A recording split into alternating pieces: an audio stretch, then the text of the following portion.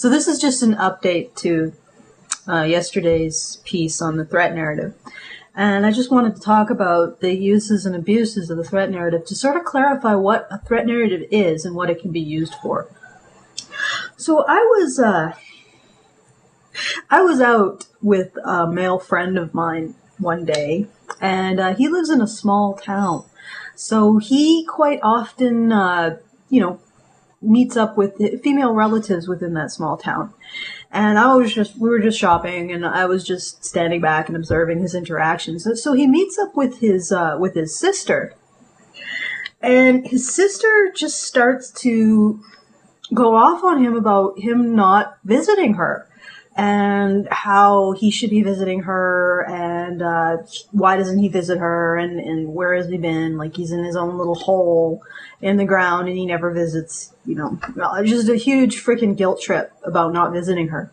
And as we're checking out, the cashier actually defended him and said, you both live equal distances from each other. Why don't you go visit him? And then she goes off on how she doesn't have time because she's taking lessons through the internet. And meanwhile, my friend is just, quietly enduring this. And after she sort of semi-storms off, I like take him aside, and I'm like saying, you realize that she's setting up a threat narrative with you as the target. By implying that you are harming her by not visiting her, you owe her recompense for the harm that you've done to her. And then he says to me this, and this is where it gets really crazy.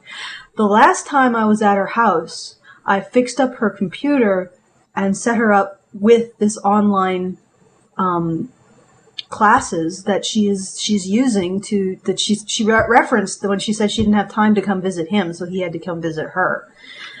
And it's like, dude, you are totally being manipulated by your sister into doing her shit work. And I guarantee, and I said this to him, I guarantee the next time you go, the reason why she wants you to go over is because she wants you to fix something or do something for her.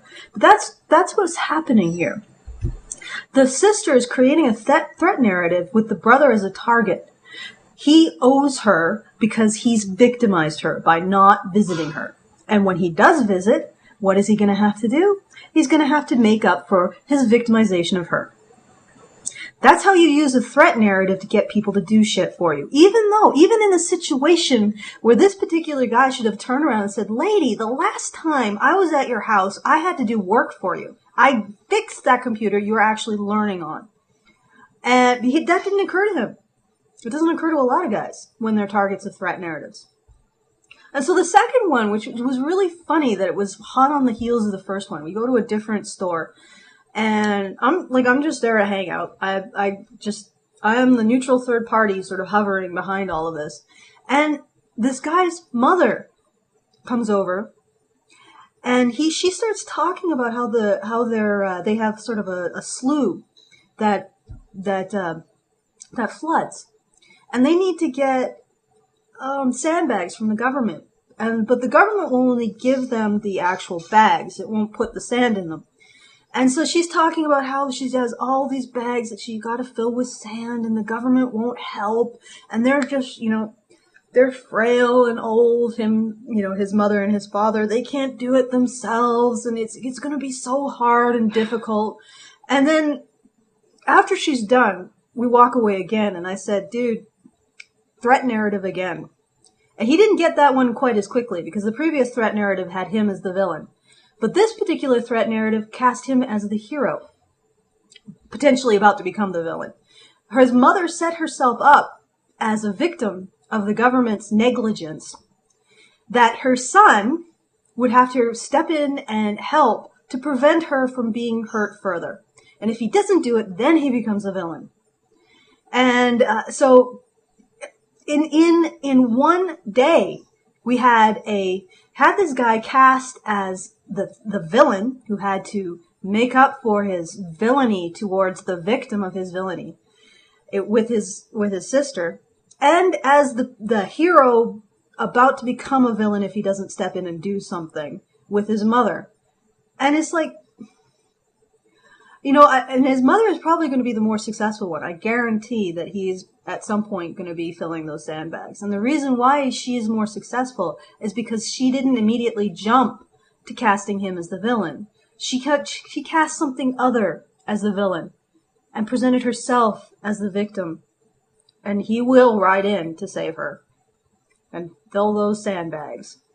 So threat narratives don't just, they're not just about relationships like I presented in my first video, that, you construct a threat narrative around somebody you want to destroy. They're also useful when you want to construct a threat narrative to manipulate people into doing shit for you. And in fact, that's really one of the main benefits of a threat narrative, is that it gives people the target. It gives the target of a threat narrative, whether or not you're casting them as a hero or the villain, it gives the target of a threat narrative the perception that they owe you, either for things evils that they did previously, or because you're about to become a victim and they have to protect you, and if they don't, they become a bad man. So, really, the power of a threat narrative is in how it creates guilt, as well as shame. That's it for today.